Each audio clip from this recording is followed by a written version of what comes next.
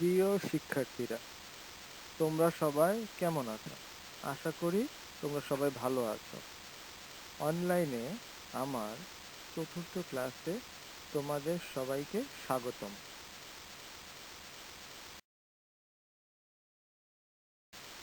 আমি মোহাম্মদ শওকত হোসেন, সহকারী অধ্যাপক, জীববিজ্ঞান, Keraniganj girls school and college, Keraniganj, Dhaka.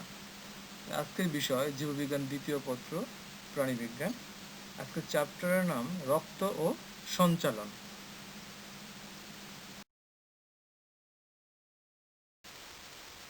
নিচের ছবিটি আমরা একটু লক্ষ্য করি। এটি হচ্ছে আমাদের হৃৎপিণ্ড। ছবিটা যদি খুব ভালো করে দেখা যায় তাহলে দেখা যাচ্ছে এটি বিট করতেছে, মানে স্পন্দিত হচ্ছে। আর এই স্পন্দনটা হচ্ছে উপর দিক থেকে নিচের দিকে একটা নির্দিষ্ট গতিতে। আসলে আমাদের হৃৎপিণ্ড, আমাদের শরীরের ভিতরে যে হৃৎপিণ্ডটি আছে সেটা এইভাবেই কিন্তু বিট করে, এবং এই বিট করা শুরু হয়েছে আমাদের জন্মের বহু পূর্ব থেকে এবং মৃত্যুর আগ মুহূর্ত পর্যন্ত এটা বিট করতেই থাকবে।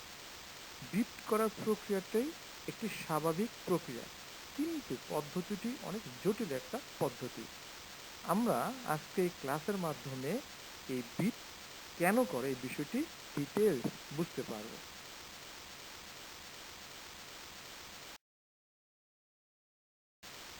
আজকে আমাদের পড়ার বিষয় হার্ট বিটের মায়োজেনিক নিয়ন্ত্রণ এবং উদ্দীপনা পরিবহন।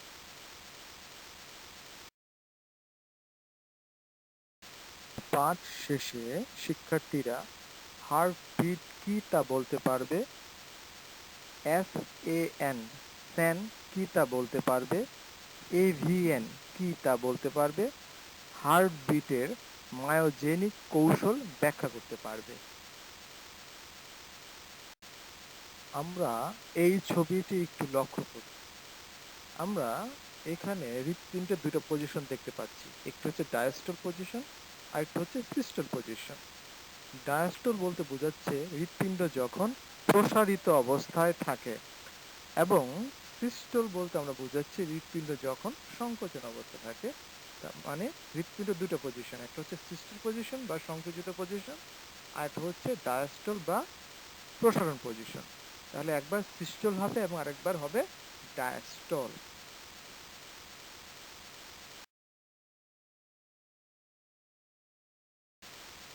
আমরা আমাদের হৃৎপিণ্ডকে চারটে চেম্বারে ভাগ করব: right atrium, left atrium, right ventricle, left ventricle. আমরা খেয়াল করব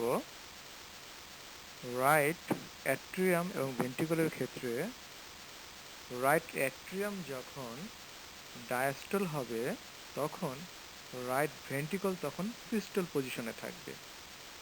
আবার লেফট অ্যাট্রিয়াম যখন সিস্টল পজিশনে থাকবে তখন লেফট ভেন্ট্রিকল তখন ডায়াস্টল পজিশনে থাকবে। এইভাবে আমাদের হৃৎপিণ্ডের মধ্যে দিয়ে রক্ত সংবহিত হয়। আমরা একটি ছবি দেখতে পাচ্ছি, যেই ছবিতে বেশ নতুন অনেকগুলো জিনিস আছে। আমাদের এই ছবিটার নাম হচ্ছে মানুষের হৃৎপিণ্ডের বিশেষ সংযোগী টিস্যু। আমরা মূলত myogenic regulation of heart beat and transmission of impulse এই বিষয়টা দেখতেছি। আসলে আমরা মানুষ সহ যে বিভিন্ন স্তন্যপায়ী যে প্রাণীগুলো আছে তাদের হৃৎপিণ্ড যে হার্ট বিট করে, এই ক্ষেত্রে কোনো ধরনের উদ্দীপনা ছাড়াই কিন্তু হার্ট বিট করতে পারে, এবং এই উদ্দীপনার মাধ্যমে আমাদের সারা শরীরে রক্ত সঞ্চালিত হয়। মায়োজেনিক বিষয়টা কি এটা একটু আমরা আগে বুঝি। মায়োজেনিক শব্দের মানে হচ্ছে মাসেল অরিজিন, বা মায়ো হচ্ছে মাসেল এবং জেনিক গিভিং রাইজ টু, অর্থাৎ কোনো উদ্দীপনা ছাড়া, যেমন স্নায়ুতন্ত্র বা হরমোন কিংবা অন্য কোনো উদ্দীপনা ছাড়াই নিচ থেকে স্পন্দন তৈরি হয়। এজন্য বাইরের থেকে কোনো উদ্দীপনা ছাড়াই হৃৎপিণ্ডের ক্রিয়া স্বয়ংক্রিয়ভাবে নিয়ন্ত্রিত হওয়া এ ধরনের নিয়ন্ত্রণকে বলা হচ্ছে মূলত মায়োজেনিক নিয়ন্ত্রণ। কোনো স্তন্যপায়ী প্রাণীর বডি থেকে যদি আমরা তার হৃৎপিণ্ড আলাদা করি এবং ওই হৃৎপিণ্ডটিকে যদি আমরা অক্সিজেন সমৃদ্ধ লবণ দ্রবণে 37°C তাপমাত্রা রেখে দেই, তাহলেও দেখা যাবে যে হৃৎপিণ্ডটি কিছু সময় বিট করতেছে। তাহলে বোঝা যাচ্ছে যে হৃৎপিণ্ড বিট করার সাথে শরীরের অন্যান্য অংশে তেমন কোনো সংযুক্ত হওয়ার প্রয়োজন নেই। সে বিচ্ছিন্ন হওয়ার পরেও কিন্তু সে কি বিট করতে পারে। প্রকৃতপক্ষে হৃৎপিণ্ডের প্রাচীরে কিছু রূপান্তরিত হৃৎপেশি মূলত মায়োজেনিক প্রকৃতির জন্য দায়ী। আসলে এই ধরনের টিস্যুগুলোকে সম্মিলিতভাবে বলা হচ্ছে সংযোগী টিস্যু বা জাংশনাল টিস্যু। আমরা এখানে 4 ধরনের জাংশনাল বা সংযোগী টিস্যু দেখতে পাবো, যেমন সাইনোঅ্যাট্রিয়াল নোড, যেটাকে সংক্ষেপে স্যান বলা হয়। 2 হচ্ছে অ্যাট্রিভেন্ট্রিকুলার নোড বা যেটাকে সংক্ষেপে AVN বলা হয়। 3 হচ্ছে বান্ডেল অফ হিস। 4 হচ্ছে পারকিনসনি তন্তু। আমরা এক এক করে দেখি। প্রথমে আমরা দেখব সাইনোঅ্যাট্রিয়াল নোড বা স্যান, যাকে ন্যাচারাল পেসমেকারও বলা হয়।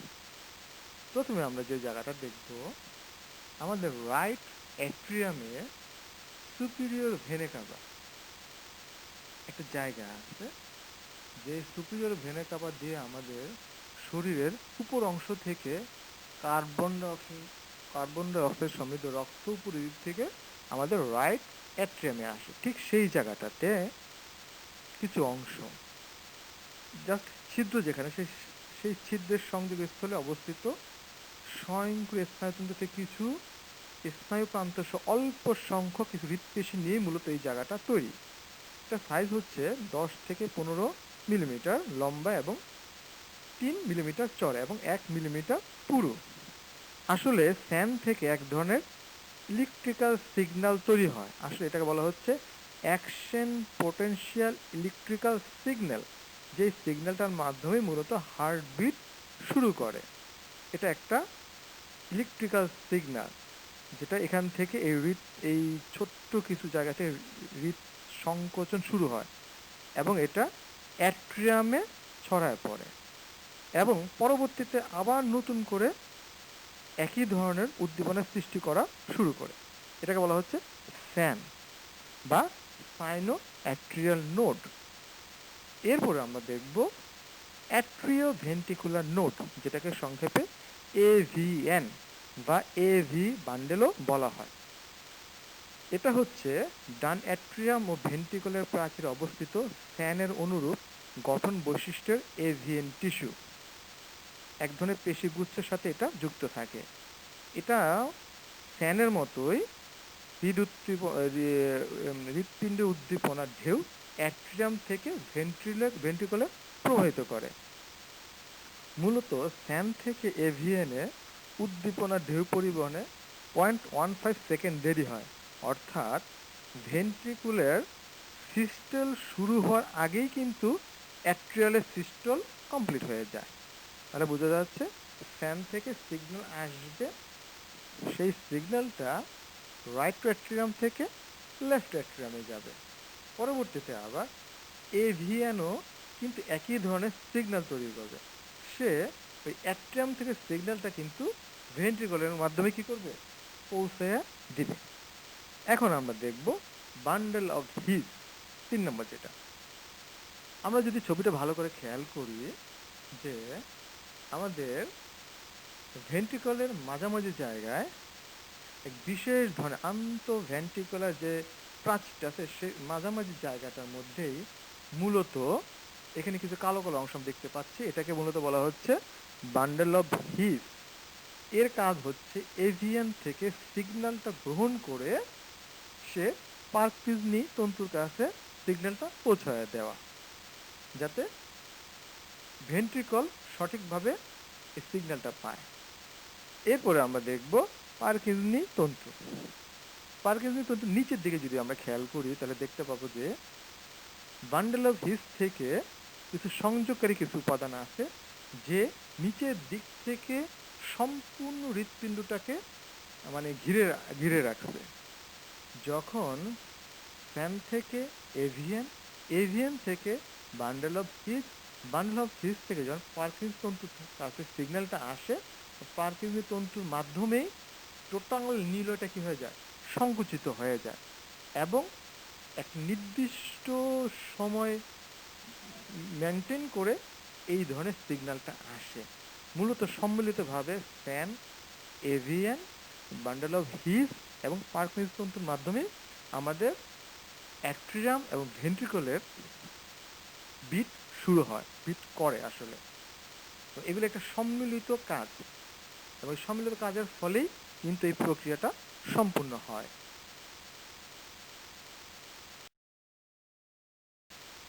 এবার আসি আমরা একক কাজে।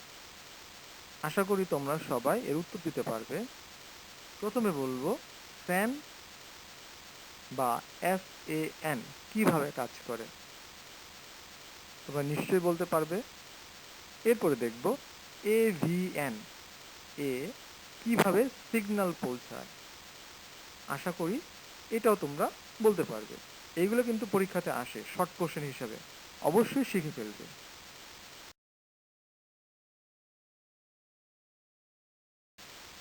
এবার আসি দলীয় কাজে। আসলে দলীয় কাজ বিষয়টি হচ্ছে একসাথে আমরা কয়েকজন মিলে কাজটা করব, কিন্তু যেহেতু আমরা একটা বিশেষ সময় অতিক্রম করছি সেহেতু আমাদের কলেজে গিয়ে ক্লাসটি করা সম্ভব হচ্ছে না। এই বিষয়টা হচ্ছে আমরা কয়েকজন মিলে আলোচনা করে এই কোশ্চেনের অ্যান্সারটি দিব, বিষয়টি আমাদের জানা দরকার। তাই আমরা কলেজ যখন খুলবে তখন এই বিষয়গুলো আমরা নিজেরা নিজেরা অ্যাপ্লাই করব। তারপরে তোমরা নিজেরা নিজেরা যদি এগুলো নিয়ে অ্যানালাইসিস করে আশা করি তোমরা উত্তর দিতে পারবে। আমাদের দলীয় কাজটি হচ্ছে মানুষের হৃৎপিণ্ডের বিশেষ সংযোগী টিস্যুগুলো কত ধরনের হয়, এটা কয়েকজন মিলে তোমরা ক্লাসে যেয়ে পরবর্তীতে আলোচনা করবে। আশা করি তোমরা এখনই এই অ্যান্সারটা দিতে পারবে।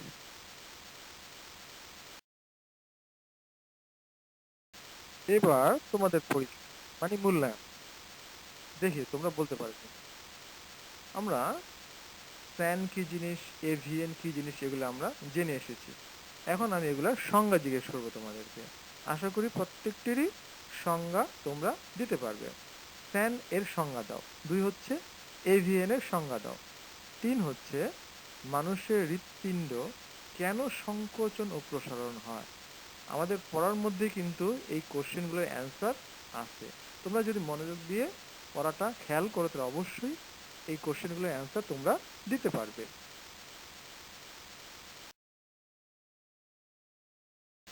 এবার আসা যাক বাড়ির কাজে। আশা করি তোমরা পুরো ক্লাসটি করার পরে বাড়ির কাজে তোমরা এই কাজগুলো করতে পারবে। সেটা হচ্ছে মানুষের হৃৎপিণ্ডের চিত্র অঙ্কন করে বিশেষ সংযোগী টিস্যুগুলো দেখাও। মানে এই ছবিটা অঙ্কন করে এর মধ্যে যে সংযোগী টিস্যুগুলো আমরা যেগুলো পড়ালাম সেগুলো তোমাদের কি করতে হবে, অঙ্কন করতে হবে। আশা করি তোমরা সবাই পারবে। আমার এই ক্লাসটি তোমরা যদি খুব মনোযোগ দিয়ে দেখো তাহলে অবশ্যই তোমরা আমাদের হার্ট বিট কিভাবে হয় এই সম্পর্কে ভালো ধারণা নিতে পারবে। তারপরেও যদি তোমাদের কোনো কোশ্চেন মনে আসে তাহলে তোমরা অবশ্যই আমাকে মেসেঞ্জার গ্রুপে ইনবক্স করতে পারো, আমি তোমাদের সব কোশ্চেনের উত্তর দিব। আরেকটি বিষয় হচ্ছে তোমাদের যদি এর থেকে আর অনেক কিছু জানতে ইচ্ছে করে তাহলে আমাদের ক্লাসে আমরা যে বইটি পাঠ্যপুস্তক হিসাবে ব্যবহার করছি সেই বইটিতেও ডিটেলস লেখা আছে, সেই বইটিও যদি পাশাপাশি তোমরা সাথে রাখো অবশ্যই তোমরা উপকৃত হবে। আমার ক্লাসটি দেখার জন্য তোমাদেরকে অনেক অনেক ধন্যবাদ। ভবিষ্যতে আমরা আরও ক্লাস নিয়ে আসবো। সবাইকে অনেক অনেক ধন্যবাদ।